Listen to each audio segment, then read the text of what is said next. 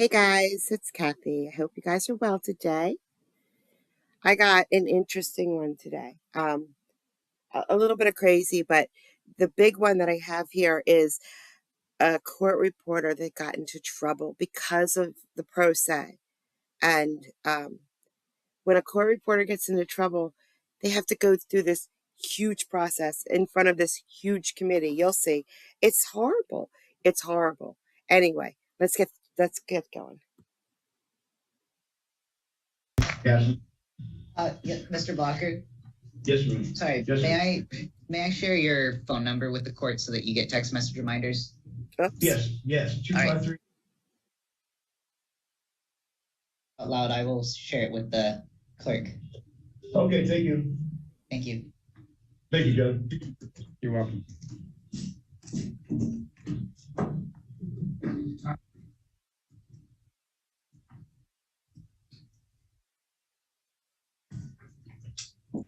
Ed Nisqually, your name, please. Sonia. Yep, there's Sonia. Sonia Zink. No. But Okay. that's what I am being charged under. Can you please read Okay. the charges for Lacey? Okay, thank you. I think she's angry. I don't know. Screening form for Sonia.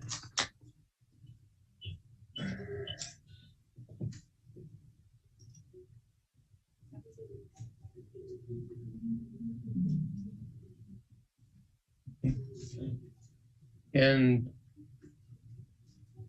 Sonia, did you go over your constitutional rights with Mr. Gasling? No, and I did not get read my Miranda rights when I got arrested and put in Pasquale. Okay. I have not been given any rights. None. I haven't None. even been read what I'm facing in. He muted her. I did have a chance to speak with Ms. Zink. I submitted a 1077 order. Yeah, I just was handed that. I'm going to take a minute and look at that. A 1077 for her? No, she's sane. Perfectly competent.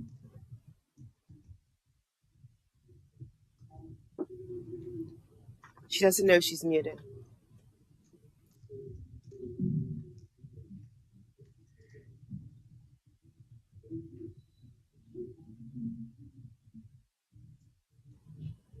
This judge is great. He's laid back.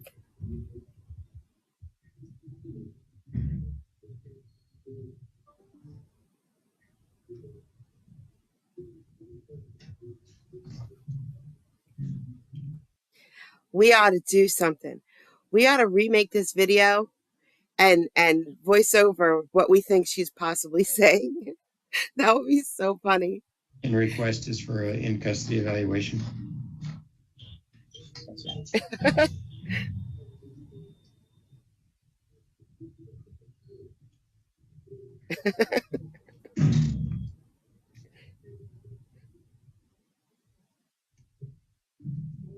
I want ice cream. Get me ice cream.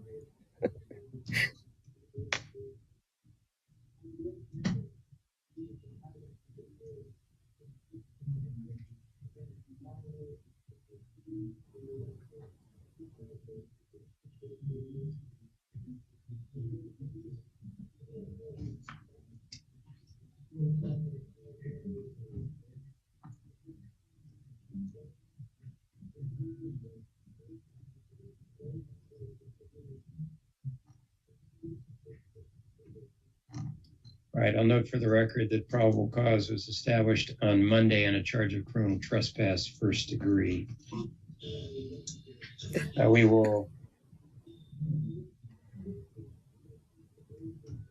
continue the arraignment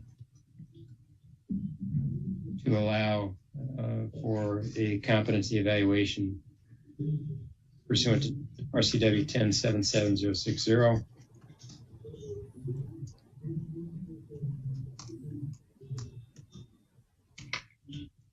She's gone.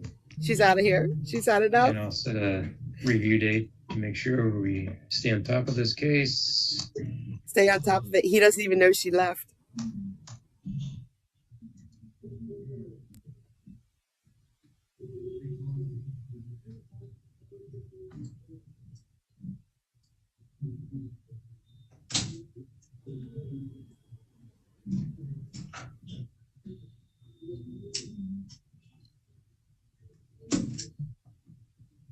Honor, if possible, could my office be appointed for the time being?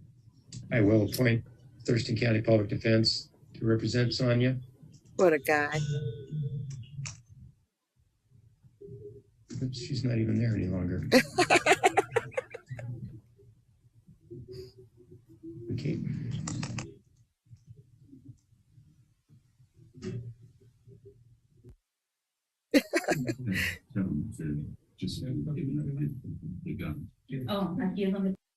I just grabbed this one because Judge Stevens is so cool. And in my last live, I was told, hey, that Judge Stevens is on. So I did grab part of it. Nothing crazy happens, but he really hits home no contact here. And I think the guy understood. I don't know. We'll see.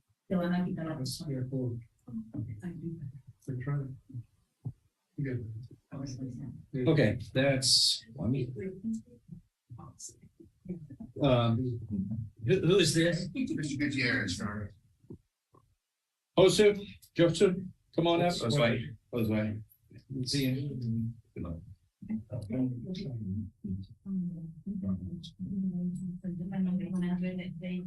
Now, who is your translator?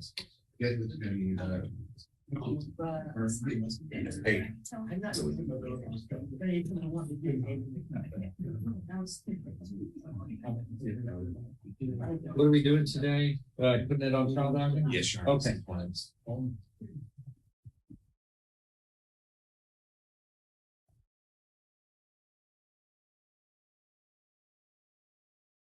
There's just one case. No, sir. 2 cases. Injury to a child. We call 2 cases 22-39921 and 22-40406. The state of Texas versus, is it Josu Israel Gutierrez? That is you? Present with his attorney, Mr. West, and the state's attorney. Now, does the defendant speak English? Your Honor, he Muy speaks. poquito. Yes. We need a translator. You are the translator, sir, and your full name, please. It's Marco Carbajal. Mr. Carvajal, please raise your right hand. Do you solemnly swear or affirm that you speak fluent Spanish and English, and you will well and truly translate in this case and in other cases this afternoon, that you may be a translator in from the Spanish language that the defendant speaks in his answers to English, so all of us can understand and the court reporter can take that down. And any questions we ask of the defendant in English will be translated properly into Spanish so that the defendant can understand. And will you do that accurately, so help you God? I do. Lower your hands, sir. All right. We have 2 cases here in 22-39921. You, Mr. Gutierrez, is charged in this indictment with on or about May 9th, 2022 in Jefferson County, Texas, committing the first-degree felony of arson of a home, a habitation. Do you understand what you were charged with? Yes. If convicted, you face no less than 5, nor more than 99 years confinement in prison or life in prison. Muy bien, si lo condenan, va a cumplir una pena de como mínimo 5 años y ya está la cadena perpetua. And also a fine up to $10,000 can also be assessed. Do you understand? Y también le pueden cobrar una multa de $10,000, ¿entienden? Yes. Yes. In 22-40406, you were charged with the 3rd-degree felony of injury to a child. En la primera causa, pues lo acusan de ocasionarle a un menor una lesión grave. This indictment alleges that on or about October 31st, 2021, Ok, según la causa, esto se registró el 31 de octubre del 2021 in Jefferson County, Texas. en el condado de Jefferson County, Texas. You caused injury, bodily injury to a child who was not older than 14 years of age. Sí, le causó daños corporales a un menor que no tenía más de 14 años, So 14 or young, 14 o más. by striking the child in the face with your fist. Oh, Se le acusa de darle un puñetazo al menor en la cara. Do you understand what you were charged with? ¿Comprende pues este cargo que le estamos presentando? Yes. If convicted, you face no less than 2 nor more than 10 years confinement in prison. Si lo condenan, puede cumplir una pena de con menos 2 años hasta 10 años máximo. And a fine up to $10,000 can be assessed. Y también es posible que no, pues que lo Do you understand? pongan multa de $10,000, ¿entienden? Yeah. So, Mr. West, what are we going to do? License on the trial, Your Honor. Your attorney says you want this placed on the trial docket. Is that your understanding? Solo dice que pues que quiere llevar el asunto a juicio, ¿es lo que desea? Yes.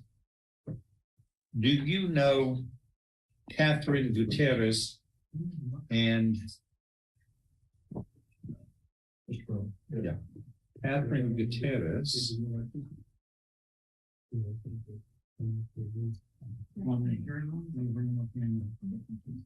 You know what? Hold on, stand up.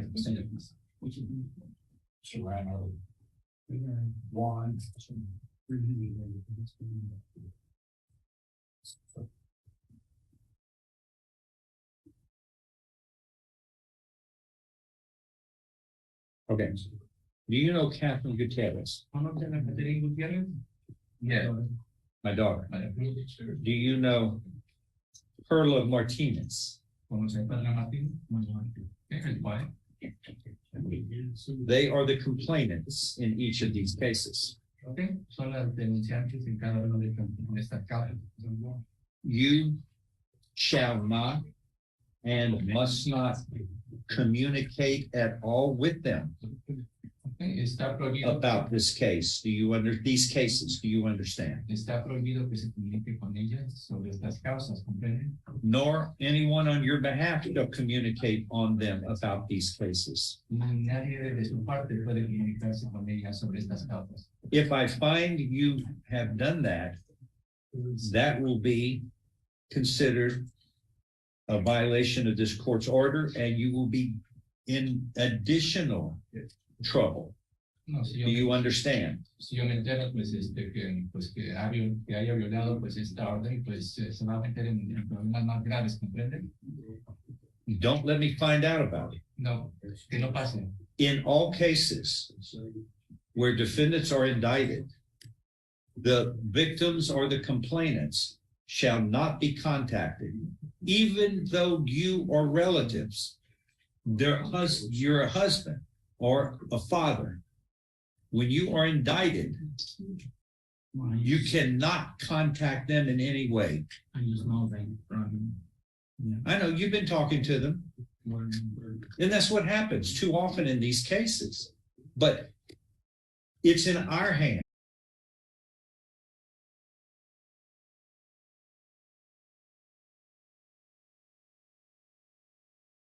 Yes, Your Honor. I don't want to have to find out that everybody knows, and that is not confidence under the law when it's not, when it's against procedure and rules of law.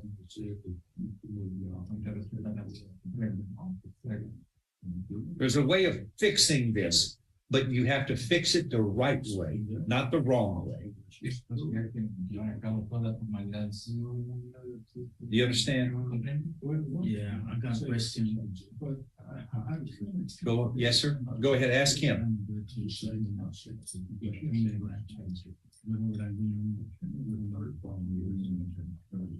So after this,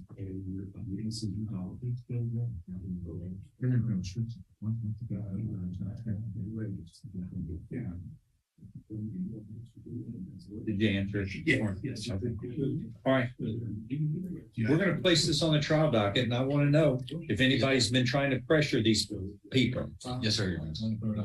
There's a right way we can fix this under the law, but when you start getting involved outside the law, then I won't take a deal.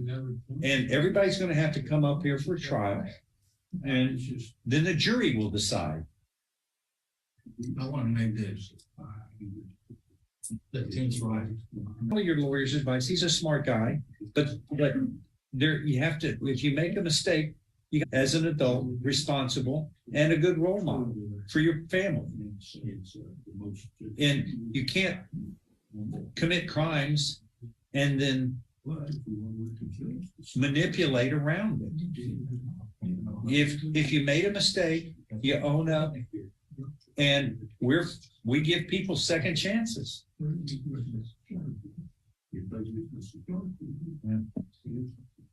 You need to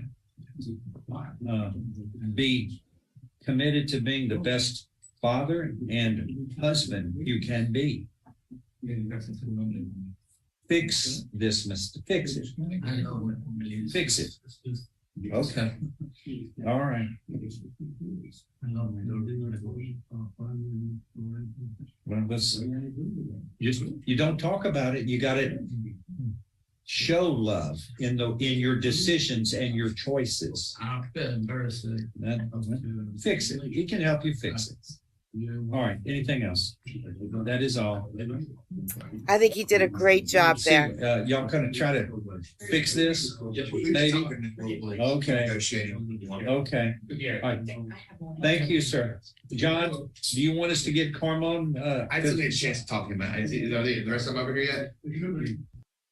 I mean, he's probably not going to fix it, but how do you fix it? You punch your kid in the face. Anyway, I think Judge Stevens did an excellent job there. But now we're going to go on to the interesting one. It's one I haven't seen before. And I don't know, it's really good. Yes. Okay, I just a couple of comments that I want to add on to Mr. Bernard. You're the only one that is here today, and so we may have questions for you, and we will ask you questions. And I appreciate you being here. It really does mean a lot to us that you are here today. But I do ask that while we're kind of discussing amongst the committee members, that you not interject and allow us kind of to do the process. But if at any point you have any questions, please ask us questions as well. We want to hear everything that you have to say. And also all of the information that has been submitted. I've worked with this committee for a long time, and I have every confidence that they have taken the time to review all of that information. And so if there's anything else, we'll ask for that. But please don't feel like you need to reiterate the information that's been sent to us because we've already reviewed it. So that's kind of it. And we will, as soon as I can find where it is, I'm looking for, there it is. I will call officially agenda item 3A, cause number 0415. Yes. On January 21st, can y'all hear me? Yes, ma'am. Okay, perfect. Sorry. On January 21st, 2022, Ms. Murray, the complainant, filed a complaint against Ms. Nagao, the respondent, alleging the respondent was unresponsive to the complainant's emails requesting her transcript. There were 2 emails where the respondent did not respond timely. The respondent admitted there was a delay in the communication due to her increased caseload and health issues for herself and family members. We did find a violation in this case. Staff does not believe approximately 200 to 230 days between inquiries and replies was a reasonable time, and found a violation of Code of Ethics 10M. For this, we're recommending a reprimand and a penalty of $250 due within 12 months after the date of the final order. Okay, thank you guys. Kim, Sherry, Janice, you've reviewed the same materials. I have questions, thoughts, comments. Do we want to ask Ms. Nagao if she has anything else she might want to add before we get started? Fair enough. That's an excellent place to start. Ms. Nagao, is there any information that has not been included in the documents that you've already sent over and what you've heard from Ms. Smith and Ms. Mohan that you believe is relevant for us to consider? No. Okay. Okay. Well, I have a couple of questions for Ms. Nagao. Real quickly, is the email address that the complainant was emailing you to, is that the address you give to the parties to order records? Yes. Okay. Is it also your personal email address? Yes. Okay, so you get quite a few emails a day. Yes. Okay, and then the email that she that was sent to you on the very first one that you didn't respond to for, I think, 7 months or whatever. Did you see it and you just chose not to respond, or did you miss it? Or the first one I completely missed. You completely missed. The first one I completely missed, yes. Okay, what about the second one on March 22nd? Did you completely miss that one as well? I can honestly tell you, I can't remember right now, specifically for each email, unless I go back and look at, you know, all the documentation. I know that if this, at the time, I didn't mention this, I looked for the dates, but I know that I was also new to daily copies, and I started a trial, a complex case with the daily copies. And I'm not exactly positive on where those fell, but I think that was part of the workload that I'm referring to, was the daily copies that I was new to. And I can't specifically answer this question, but I would say that I think the good thing come out of this is I'm going to approach the judges in our court and try to have a system established of how to handle pro se litigant communications, and how much are we responsible to assist them or not assist them. And because I know that at a certain point, I didn't know what else to tell her aside from I need the certificate of indigency or something to tell me that you're indigent. And so I was also confused in the process, and it was a shock to her that it was confusing to me. And so what's going to come out of this is I'm going to try to get something established that we know how to handle these situations, because I just truly did not know how to handle a free record. Yeah, the one that I'm talking about, the second one is where she gave you the dates and the date for the hearings and the name of the cases. And so then I guess she gave you the information and you just didn't write back and say, okay, got it, I'll check on it. But you just went. I would be lying if I gave you, I don't want to give you an excuse or a reason. I can't remember, honestly. Okay.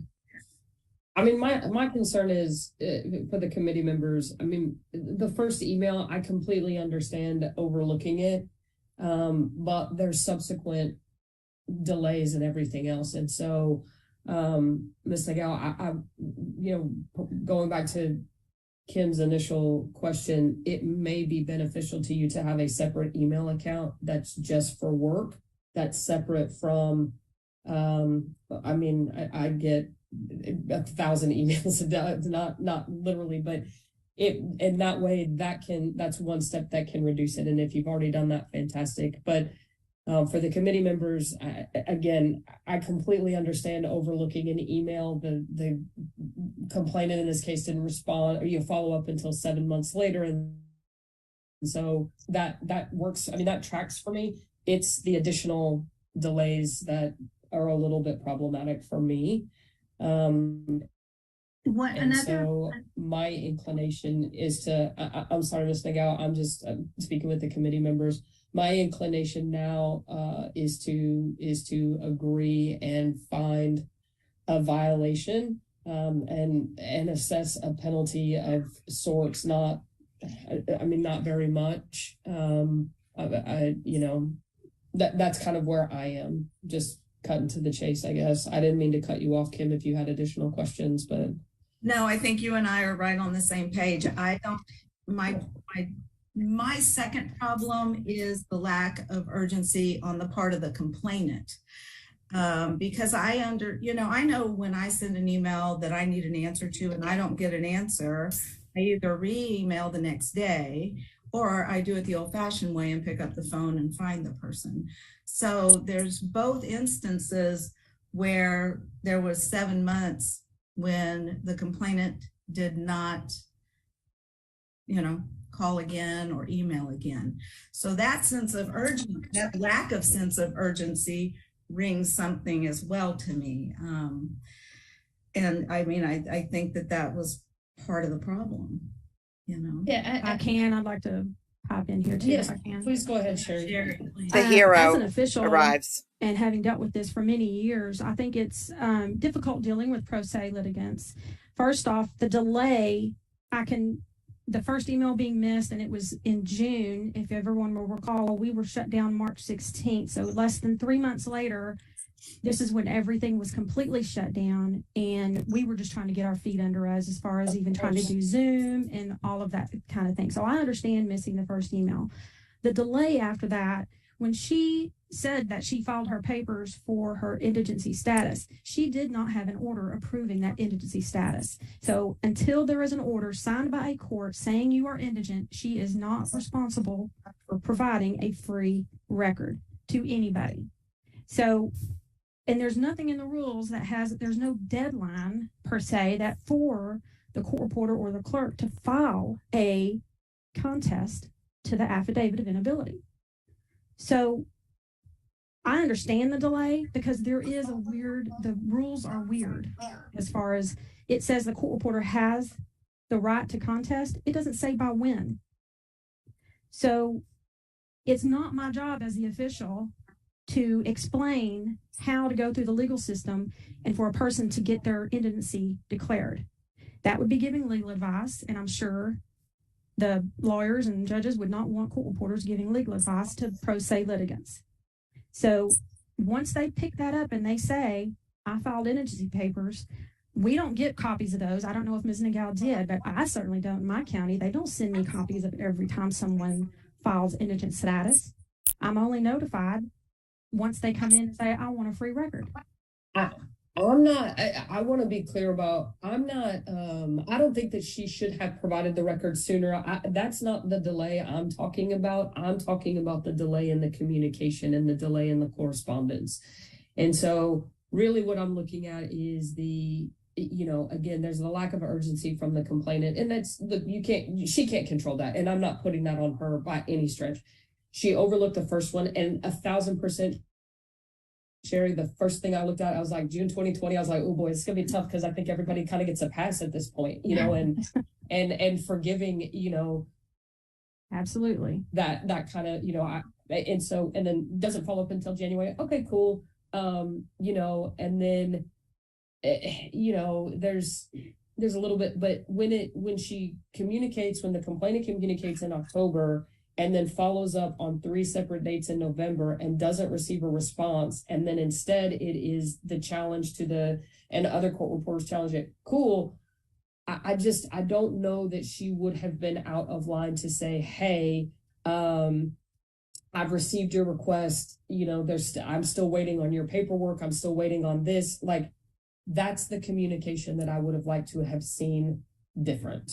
And I thought I saw that in there where she had said that she was dealing with the district attorney or someone, a county attorney that was trying to help them figure this process out.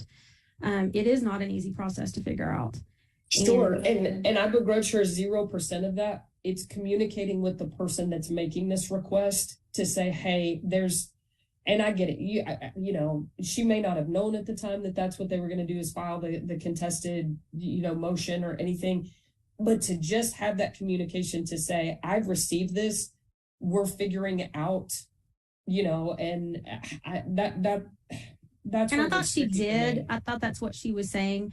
I don't think it's beholden upon me to tell her that I'm going to contest her indigent status. The only thing No, required don't under the think so rules either. is 10-day notice of the hearing, and that's it. And so that's where I have a little issue with it. And then, of course, reading some of the emails from the complainant, you can see that it was there were some accusations going on there. And Sure.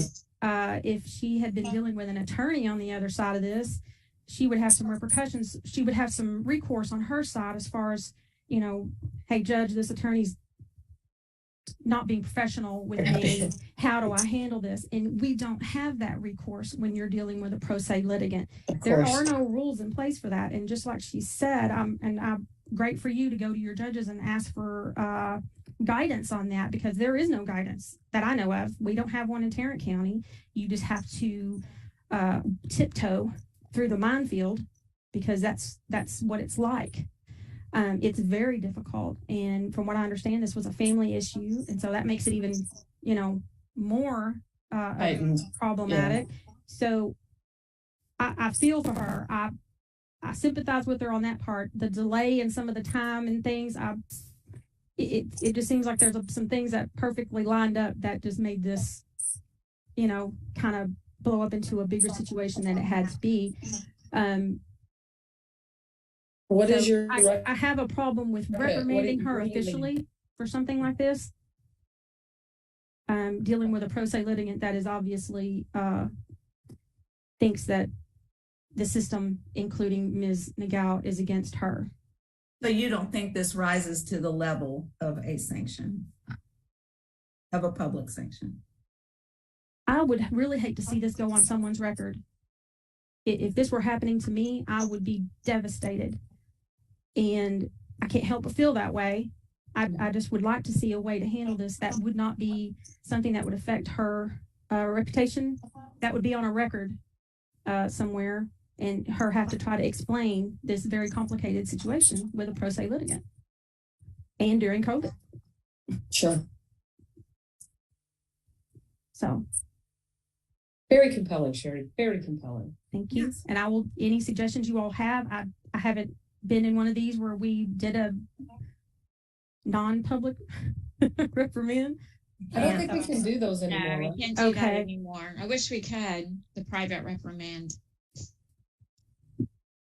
So if we do anything, it's going to go on it's going to be a public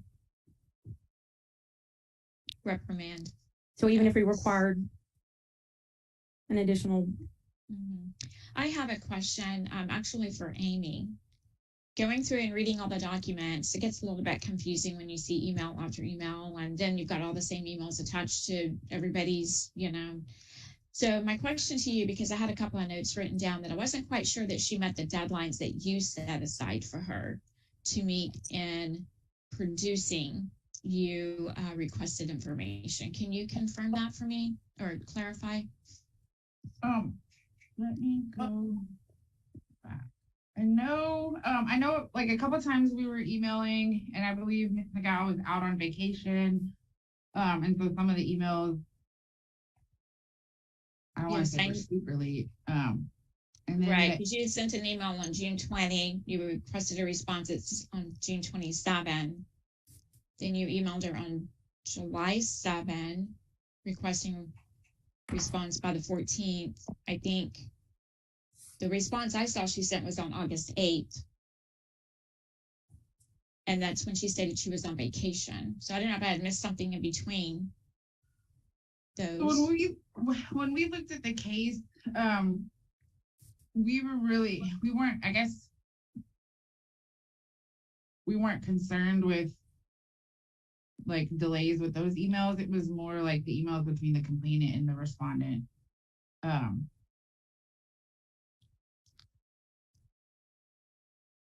trying to think. I don't know if that answered at all. Janice, Amy's right. We looked at like the most severe area here. I mean, even if we were to take into consideration the delay of response to us, essentially it would be piling things on. When the bulk of that, would be the most important part would be obviously what happened between the complainant and the respondent. And so, for lack of better terms, not wanting to piggyback onto the same thing essentially, and then having multiple sanctions for delay of response. Right. No, I agree. I just, when I was reading through everything, I see a pattern. And, maybe that's fixed by her having a separate email from her personal. But I see a pattern. So.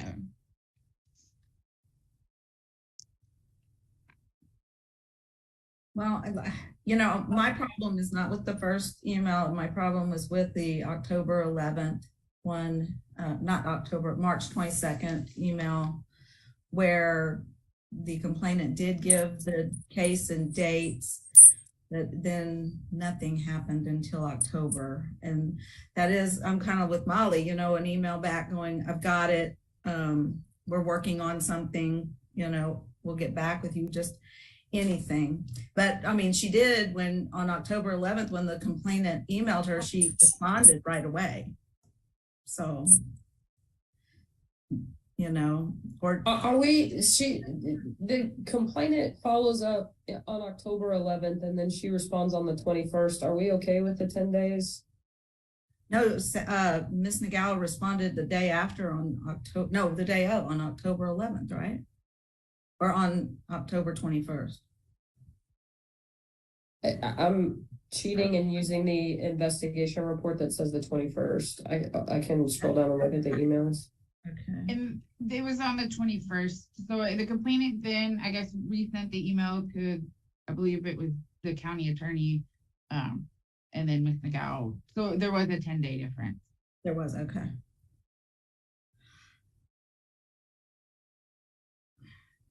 I mean, Sherry, I'm with you. I mean, But why didn't the complainant just pick up the phone and say, hey, I emailed you yesterday. Did you not get it? I do think that's, yeah. I mean, that's just part of emails. That's what we do. What are you thinking, Kim? Well, I'm thinking, don't even think about the first one. If we're going to think about any of them, think about October 11th, but also realize that the complainant is partially responsible for that long of a delay. Yeah, I mean, here's right. I mean, I'm taking out I'm not looking at it as it's a 200 and how many ever day delay or whatever. Like, it's not that. It's she missed the first one. I think everybody's cool with, I mean, not cool, but I mean, okay, like we understand how that happened, why that happened. And then, but then it seems like there's still delays even, there are responses, yes, but it still seems like there's some delays. And so I don't love it, right? I mean, I know that it's particularly, being in the court and everything. I mean, I know what that looks like, and I know that it's hearing and all these kinds of things. And Sherry, I completely agree that the process about it is not clear and everything else. And I don't have any problem with that, sort of the timeline of that.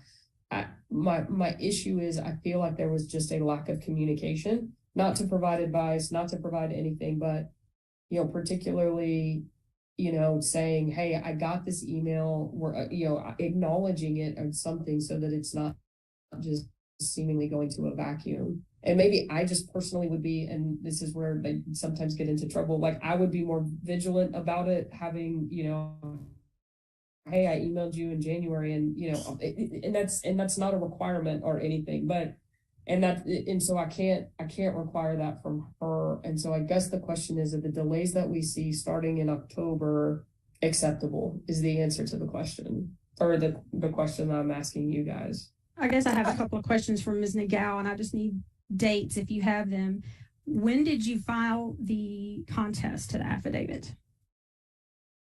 Or if it's an investigative report, I don't have it right up in front of me. I didn't do December 9th. I didn't. No, I didn't. I'm sorry. November 24th. I'm sorry, So- Ms. Nagel, I just have it in front of me. Okay. November So the 24th. complaint. So That's the okay. It was contest. the staff attorney did it. So the staff attorney filed it on November 24th. Right. And when did you have COVID?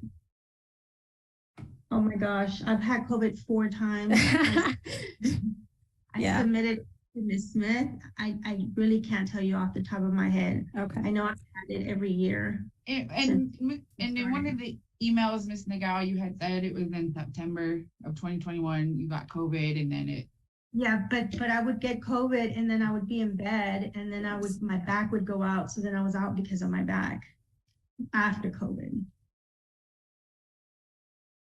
Twice that happened, the first 2 times that I got COVID, and then after that I started making sure I didn't injure my back while I had COVID.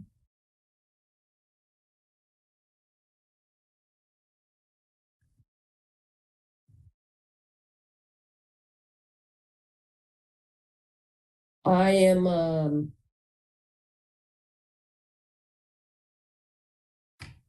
yeah, I'm inclined to take you guys' lead on this one simply because I mean, you guys set the standards for your profession, and and it's tricky, and I don't know. I so don't have a strong opinion one way or the other. This clearly isn't an egregious violation. This isn't, this is a no-brainer and this is easy, and, in my opinion. And I don't know, Janice, what are you thinking? I'm the same. I totally see Sherry's points. I like Kim. I feel, and you, Molly, I feel there has been a delay in responses. I feel that it's a pattern. It seems like everything I was looking through, I was seeing that. That's my biggest concern. Is it severe enough that we assess a penalty and have a public reprimand, or can we ask, that she create a business email where there's separation request, and then learn from this and move forward. But I'm torn, honestly. I see it both ways. Well, go ahead. No. I was going to say she's already spoken to the fact of things that she plans to do or has done to, so that this doesn't occur. Is there anything else, Ms. Nagel, that you want to address that going forward you've done differently in your practice, or? Well, I would add that I will use another email just for work related, or just use that one since I have a stamp and everything for just that email, and I can just use that one. And then also I could, the other thing is, if you would take into consideration that I was very polite and professional with her, trying to assure her of, that I'm trying to help her, but I can't, I tried to assure her that I was not part of, as she said, the court mafia, and assuring her of, that I'm going to take care of it. As soon as she paid me, I didn't sit on it not working until she paid me. As soon as she paid me, I had already been working without getting paid. So I was going to take a hit if she said, oh, I'm not going to pay for it after all. So I took it, and, if that's the only thing I would ask, that you would consider my politeness to her attitude and my commitment to turning in the record as soon as I got paid. I think that's a very good point. And you did, within 2 days of proof of payment, you gave her the transcripts, I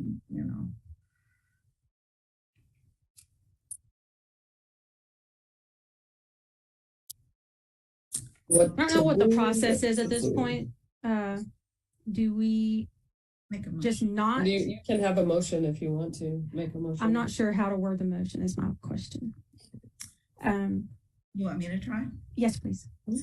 I'll make a motion that this does not rise to the level of a sanction that would possibly go on Ms. Nagau's record or hurt her opportunities in the future. And so I would make a motion that we dismiss this complaint. I'll second. Okay, any further discussion?